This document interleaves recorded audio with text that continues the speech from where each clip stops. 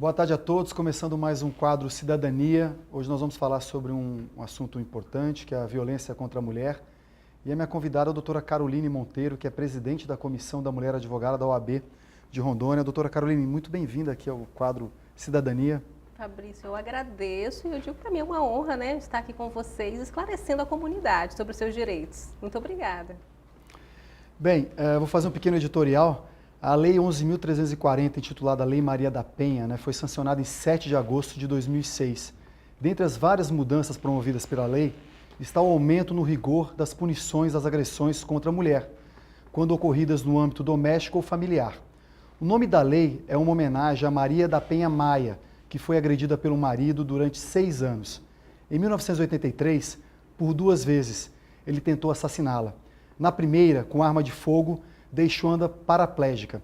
E na segunda, por eletrocução e afogamento. Doutora, é inacreditável que não está ocorrendo isso até hoje no Brasil, mesmo com o rigor da lei.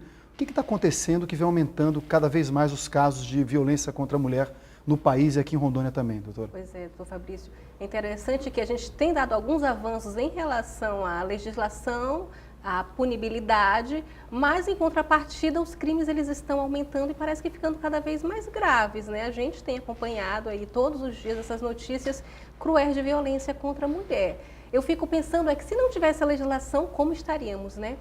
E eu penso que um dos motivos, um dos resultados é realmente a não ainda concretização de todas as políticas públicas como elas precisam serem cumpridas, né? Então, desde o funcionamento da delegacia especializada, né, de uma forma ainda melhor, como a criação de mais unidades, mais também a existência de mais varas específicas, né, que tratam do crime de violência doméstica. Eu acredito que seria um caminho, né, de a gente tentar reduzir isso, porque hoje, em razão de, inclusive, ser uma lei que, apesar de estar há 12 anos, as pesquisas que estão sendo realizadas, elas demonstram que a quantidade de varas especializadas, de juizados especializados na apuração desse crime de violência doméstica, eles, considerando, comparado com a quantidade de crimes que acontecem, eles são insuficientes.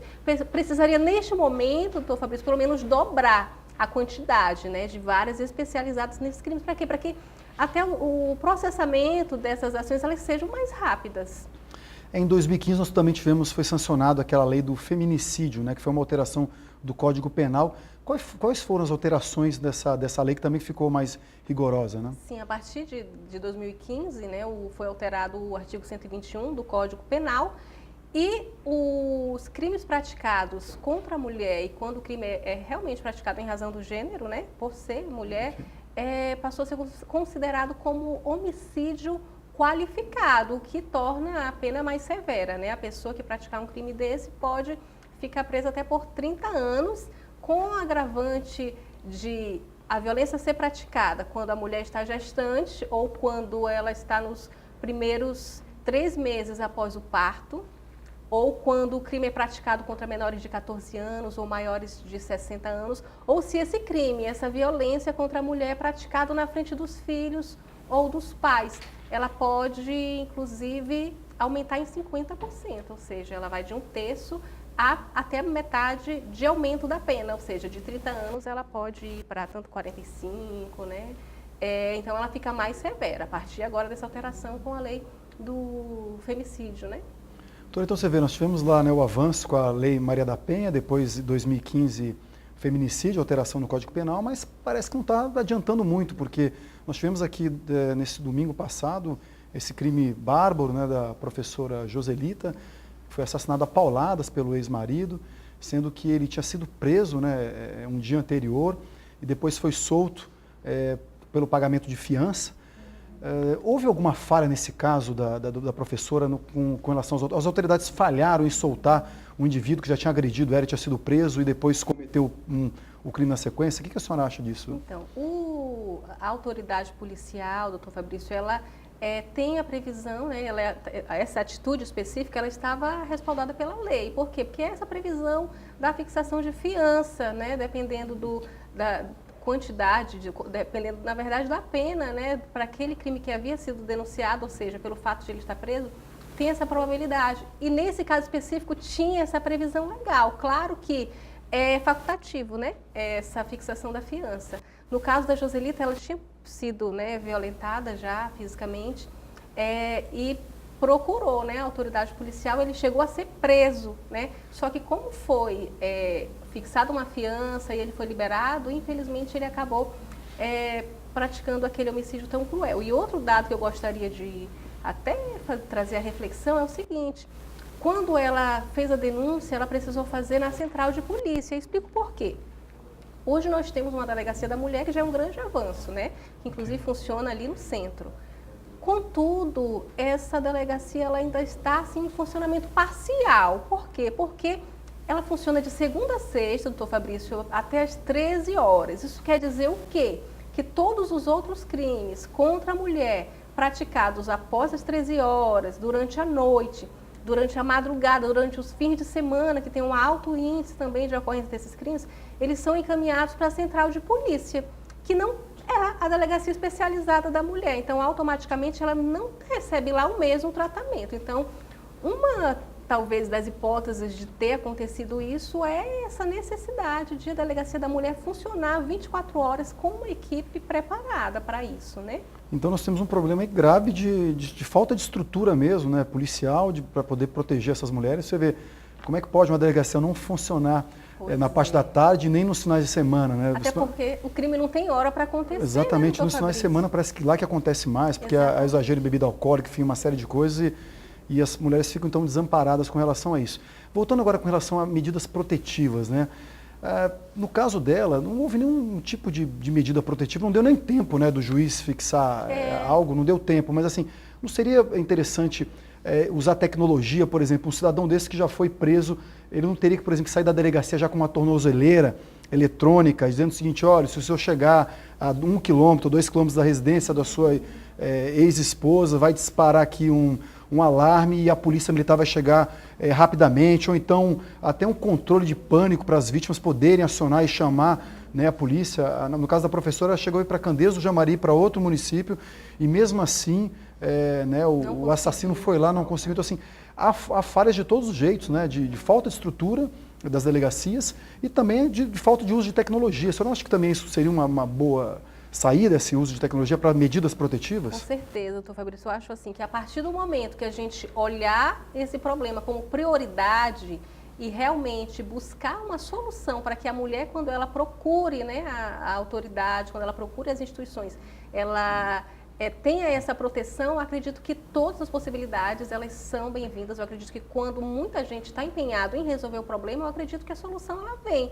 E essa sugestão que você acabou de pontuar seria muito efetiva no meu ponto de vista. Então, acredito que passou já da hora de a gente ficar esperando que mais coisas aconteçam. Eu acredito que a gente já tem motivação suficiente para que a mudança aconteça, tanto na política pública, se for necessário colocar uma legislação mais rigorosa que seja, mas que o que não pode acontecer é as mulheres continuarem sofrendo, continuarem apanhando em casa, continuarem morrendo, né, por conta de condutas, né, na maioria das vezes praticadas por homens. E é interessante que o maior número de violências ele é praticado, primeiro, quando a menina ainda é nova, pelo pai, depois quando ela se casa, pelo marido, e depois, quando ela já está mais velha, pelo filho. Ou seja, ela corre ali vários riscos dentro da própria casa. Um ambiente que era para onde ela poderia se sentir mais protegida é onde muitas vezes ela se sente mais exposta a esse tipo de violência. Então,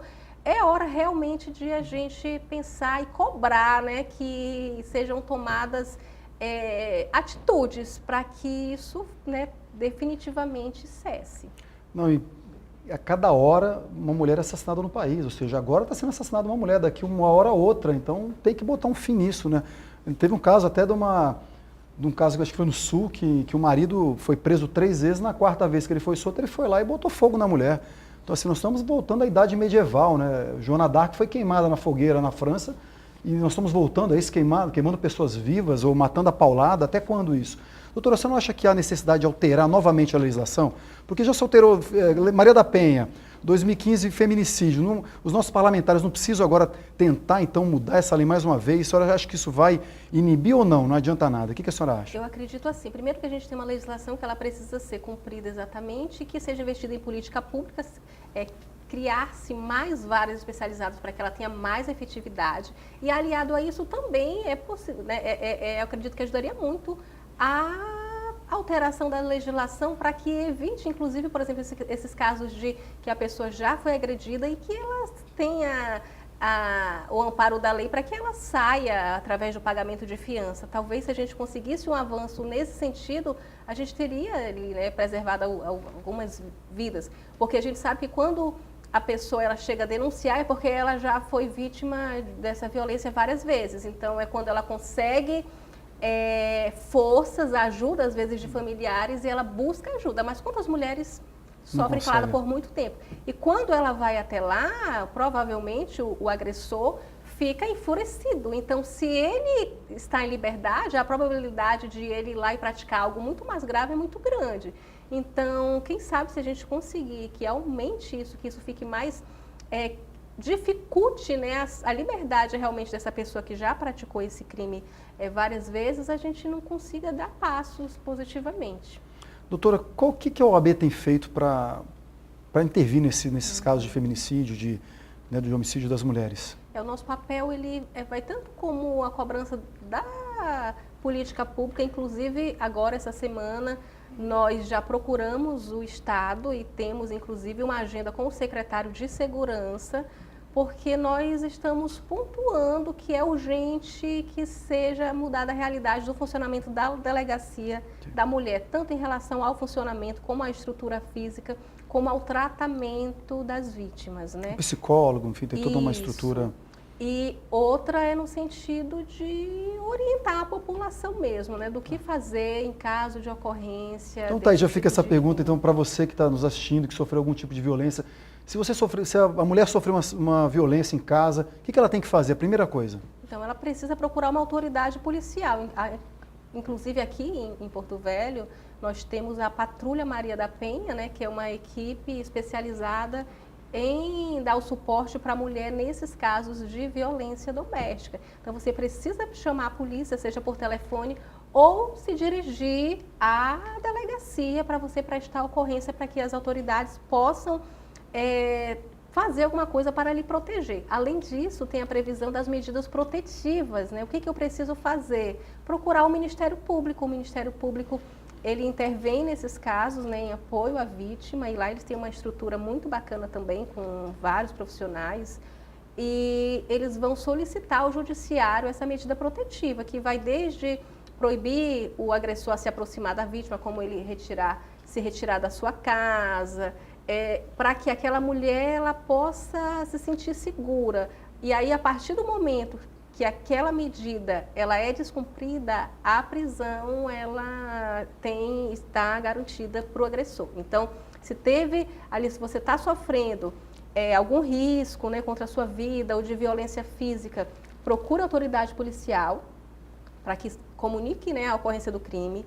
Procure o Ministério Público para solicitar essa medida protetiva como prevenção, e se houver esse descumprimento, se ele ainda lhe procurar, se ele não respeitar aquela medida protetiva, você já pode comunicar imediatamente à autoridade policial para que realmente a prisão aconteça. Doutora, muito obrigado pela entrevista. Hoje vocês estão tendo um evento na OAB, né? Fique à vontade para fazer o convite para a população. Isso, é um evento voltado, né, para as advogadas, então se você é advogada, sinta-se convidada a estar com a gente festejando o Dia da Mulher, né? Será uma tarde inteira de muitas atividades, uma festa mesmo, doutor Fabrício. Que horas começa, doutor? Começa a partir das 14 horas, então a advogada, ela poderá, desde ser formada com algumas oficinas, teremos uma oficina sobre perdendo o medo de falar em público, outra sobre como administrar o tempo, que é um desafio tão grande para nós mulheres, né? Teremos aula de dança, massagens relaxantes, manicures, maquiagem, tudo que uma mulher gosta, e que vai ser um momento especial, onde todas as advogadas estarão reunidas celebrando o Dia da Mulher. É isso que a mulher precisa, né? Ser bem cuidada e não ser violentada, né? Respeitada e amada. Respeitada, né? É isso mesmo. Então hoje lá na OAB, às 14 horas, fica o convite, fica ali na Paulo Leal. Exatamente. Doutora, obrigado mais uma vez. Eu que agradeço, uma honra. E quando precisar da gente, estamos à disposição. Boa tarde a todos. Até a próxima quinta-feira com o quadro Cidadania.